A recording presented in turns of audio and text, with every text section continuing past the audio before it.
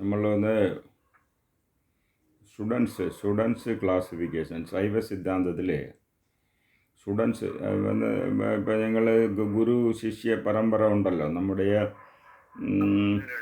India ഇതിൽ വന്ന് ഗുരു ശിഷ്യ പരമ്പര എഡ്യൂക്കേഷൻ അത് പഴയകാലത്തെ അങ്ങനെയാണ്. ഇപ്പോൾ വന്ന് നമ്മൾ സ്കൂള് കോളേജൊക്കെ ഇരിക്കുന്നു. പക്ഷേ പഴയ കാലത്ത് എങ്ങനെയാണെന്ന് വെച്ചാൽ ഒരു സ്റ്റുഡൻറ്റ് പ്രായം എത്തുമ്പോൾ അവരെ കൊണ്ട് ഗുരുവിൻ്റെ വീട്ടിൻ്റെ കൊണ്ട് വിടും. ഗുരു ഒരു വീട് അല്ലെങ്കിൽ സ്ഥാപനം വെച്ചുകൊണ്ട് അവിടെ ഗുരു താമസിക്കാം. അവിടെ കൊണ്ട് ഈ സ്റ്റുഡൻസെ കൊണ്ട് എത്തിക്കും. അവർ വന്ന് എന്തെന്ന് വെച്ചാൽ പഠിപ്പ് കംപ്ലീറ്റ് ആവുന്ന അവിടെ ഗുരുവിൻ്റെ അടുത്ത് തന്നെ താമസിക്കും. ഇതാണ് നമ്മൾ ഗുരുകുല വിദ്യ. ഇപ്പം ചുമ്മാ ഗുരുകുലം ഒന്ന് ബോർഡൊക്കെ ഇടുന്നു. പക്ഷേ അപ്പോൾ ഇതാണ് ഗുരുകുല വിദ്യ. അപ്പോൾ ഗുരുകുല വിദ്യ എന്ന് പറയുമ്പോൾ നിങ്ങൾ ഇപ്പോൾ ഉജ്ജയിനിയിൽ വന്നപ്പോൾ സാണ്ടീപനി ആശ്രമം വന്നല്ലോ. സാണ്ടീപനി ആശ്രമത്തിൽ നിങ്ങൾ വന്നപ്പോൾ അവിടെയാണ് കൃഷ്ണൻ വന്ന് ഗുരുകുലം പഠിച്ച ഇടം. കൃഷ്ണൻ അപ്പോൾ കൃഷ്ണൻ, സുധാമ അവരൊക്കെ താമസിച്ച് പഠിച്ച, ബലരാമൻ ഇവരൊക്കെ പഠിച്ച സ്ഥലമാണ് അത്. അവിടെ പോയപ്പോൾ എഴുതിയിട്ടിട്ടുണ്ട് 14 വക ഡിസിപ്ലിൻ. 14 വക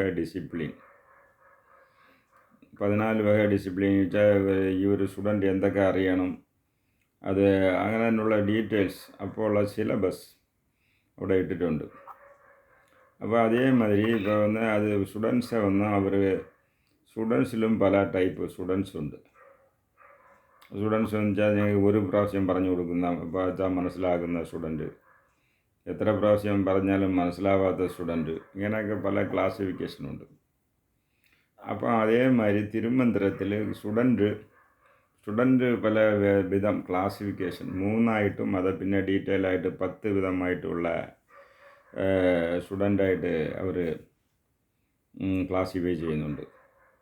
അപ്പോൾ 10 വിധമായിട്ട് ഉള്ളത് മേജർ ക്ലാസിഫിക്കേഷൻ മേജറായിട്ടുള്ള ക്ലാസിഫിക്കേഷൻ വന്ന് 3.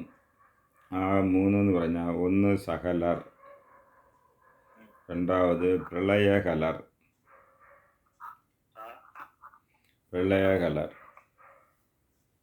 അത് ഒന്ന് ഞങ്ങൾക്ക് വിജ്ഞാനകലർ.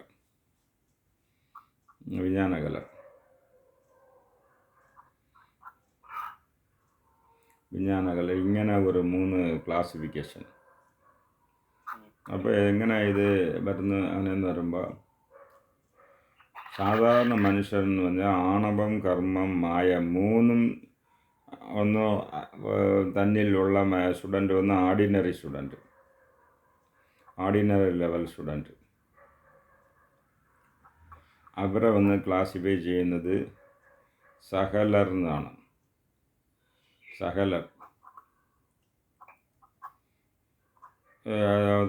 അവർ ഓർഡിനേഷൻ, അവർ ആണവം, കർമ്മം, മായ എന്നുള്ള സ്റ്റേജിലുള്ള സ്റ്റുഡൻ്റാണ് സഹലർ.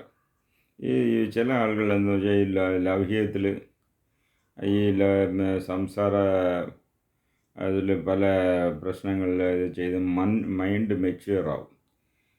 മെച്യൂറായി അവർ ഒരു സ്റ്റേജ് എത്തും. എന്താ വെച്ചാൽ മായയെ ജയിക്കും. ഈ മായ ഇത് മായയാണ് ഇന്നൊക്കെ അതിൻ്റെ ബാക്കിൽ പോയാൽ അതിൻ്റെ റിസൾട്ട് ഇങ്ങനെ ആയിരിക്കും. അതുകൊണ്ട് ആ മായയിലൂടെ ഇടപാട് കുറയ്ക്കും.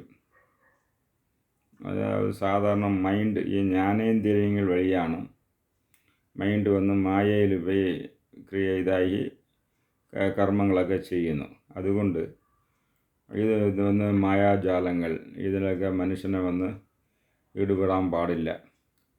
അങ്ങനെ ഈടുപെട്ടാൽ പിന്നെ അത് പുതിയ കർമ്മങ്ങളിലോട്ട് വലിച്ചുകൊണ്ട് പോകും. അതാണ് അതിനുള്ള സംഭവം. മായയിൽ ഞങ്ങൾക്ക് തുടർച്ചയായിട്ട് കണ്ടിന്യൂസ് ആയിട്ട് കോണ്ടാക്റ്റിലിരുന്ന് അതിൽ ഇൻവോൾവ് ചെയ്താൽ അവ അറിയാതെ തന്നെ പുതിയ കർമ്മങ്ങളെ കുവിക്കും. അതായത് ഈ മനുഷ്യജന്മം എടുത്തത് എന്തിനെന്ന് വെച്ചാൽ മായയിൽ നിന്നും കർമ്മങ്ങളിലും ആണവത്തിൽ നിന്ന് വിടുപെടാൻ വേണ്ടിയാണ് ജന്മം എടുത്തുകൊണ്ടിരിക്കും. പക്ഷേ ഇത് അറിയാതെ തന്നെ അവർ വീണ്ടും പുതിയ കർമ്മങ്ങളിൽ ഈടുപെടും. ഇപ്പോൾ ഉള്ള സന്യാസികൾ മുതൽ അങ്ങനെയാണ്. അവർ സന്യാസം തുടങ്ങുമ്പോൾ മുക്തി തേടി തുടങ്ങും. പിന്നെ ഒരുപാട് സ്കൂളുകളും അവിടെ ബ്രാഞ്ച് ഓപ്പൺ ചെയ്യണം, ഇവിടെ അത് ചെയ്യണം. അങ്ങനെ ലൗകികത്തിലുള്ളവരെക്കാട്ടിലും കൂടുതൽ കർമ്മങ്ങൾ ചെയ്യും. അപ്പോൾ അതുകൊണ്ട് മായയുടെ പിടിയിൽ നിന്ന് വിടണം. അത് വിടുപെട്ടവർ എങ്ങനെയാണെന്ന് വെച്ചാൽ അവരുടെ അടുത്ത് ആണവം കർമ്മം എന്നുള്ള രണ്ട് മാത്രമായിരിക്കും. അവരുടെ വന്ന സ്റ്റുഡൻ്റാണ് പ്രളയകലർ എന്ന് പറയുന്ന അവരാണ്. അപ്പോൾ പ്രളയകലർന്ന് കഴിഞ്ഞാൽ അതിൻ്റെ പിന്നെ ഉള്ള ചിലപ്പോൾ കുറച്ചുകൂടെ ഒരു ഡെവലപ്മെൻറ്റ് വരുമ്പോൾ, മെൻ്റൽ മെച്യൂരിറ്റി വരുമ്പം അവർ എന്തെന്ന് വെച്ചാൽ കർമ്മത്തിലൊന്നും വിടുപെടും എന്ന് പറഞ്ഞാൽ അവർ കർമ്മങ്ങൾ ചെയ്യാതെ, പുതിയ കർമ്മങ്ങൾ ചെയ്യാതെ അങ്ങനെ ഒരു ജീവിതത്തെ നയിക്കും. അപ്പോൾ അങ്ങനെ നയിക്കുന്നവർക്ക് സഞ്ചിതം കയറില്ല. സഞ്ചിതം ഫ്യൂച്ചർ അക്യുമുലേഷൻ ഓഫ് കർമ്മ. അത് നിങ്ങൾ കർമ്മ ക്ലാസ്സിൽ പറഞ്ഞു. ആ അക്യുമുലേഷൻ ഉണ്ടാവില്ല. അപ്പോൾ അവർ ജന്മം വന്ന് ഇതിലെ നിറവ് ചെയ്യാം. പക്ഷേ അവർക്കെന്ന് വെച്ചാൽ ആണവം എന്നുള്ളത് മാത്രം ഇന്നും പോയില്ല. ആണവം എന്ന് പറഞ്ഞാൽ ഈഗോ മാത്രമല്ല, ശൈവ സിദ്ധാന്തത്തിൽ പറയുന്ന ആണവം അഹങ്കാരത്തിലെക്കാട്ടിലും അറ്റോമിക് മൈന്യൂട്ട്നെസ്. അതായത് ആത്മ എപ്പോൾ തോന്നിയോ അപ്പോഴേ ഈ ആണവം കൂടെ ഉണ്ടായിരുന്നു. ഈ ആണവമാണ് ഇഗ്നോറൻസ്, അറിയാമ. അതാണ് നടരാജർ കാല് ഊന്നി വച്ചിരിക്കുന്ന അപസ്മാരം എന്ന അസുരൻ. ഈ ആണവത്തിന് മാത്രമുള്ള ആളുകളുടെ പേര് അവർ വിജ്ഞാനകലർ. ഇപ്പോൾ സ്റ്റുഡൻറ്റിൽ ഇങ്ങനെ മേജർ 3 ഇതുമുണ്ട്. അപ്പോൾ ഇത് എന്തിനെന്ന് വെച്ചാൽ ഇവരുടെ ലെവൽ കണക്കാക്കി ശിവൻ വന്ന് അവർക്ക് ഗുരു അയക്കും. ഗുരുവെ നിങ്ങൾ തേടി പോകണമെന്നില്ല. ഗുരു നിങ്ങളുടെ പക്വത്തിന് ഏറ്റവാറ് നിങ്ങൾക്ക് ഉള്ള ഒരു ഗുരു അയക്കും. അപ്പോൾ അത് കണക്കാക്കിയാണ് അയക്കുന്നത്. അപ്പോൾ വിജ്ഞാനകലറിന് എങ്ങനെയെന്ന് പറഞ്ഞാൽ ഗുരു എക്സ്റ്റേണലായിട്ട് ഒരു ഗുരു അവർക്ക് വേണമെന്നില്ല. അവർ ഒന്ന് സ്വയം കണ്ടെത്തിയുള്ളൂ ശിവനെ. അതായത് അവരുടെ അകത്തിരുന്ന് അവർക്ക് ഇൻഫോം ചെയ്യും.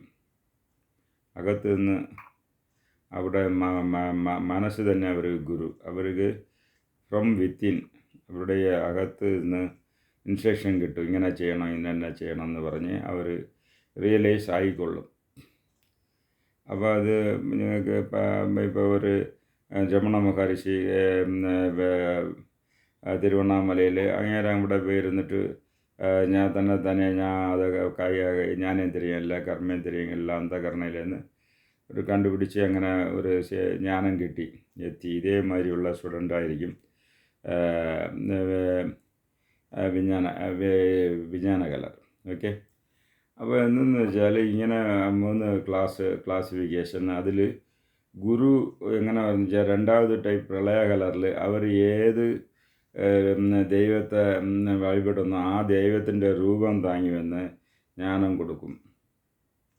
മറ്റുള്ളതായിട്ടുള്ള ഇത് വന്ന് സകലറിന് ഹ്യൂമൻ ഇതിൽ വന്ന് വടിവത്തിൽ വന്ന് ഗുരുവായിട്ട് വന്ന് വീണ്ടും പറഞ്ഞ് ശിവജ്ഞാനം ബോധിക്കും. ഇങ്ങനെ 3 വക സ്റ്റുഡൻറ്റുകളെ കുറിച്ച് ശൈവ സിദ്ധാന്തത്തിൽ പറയുകയാണ്.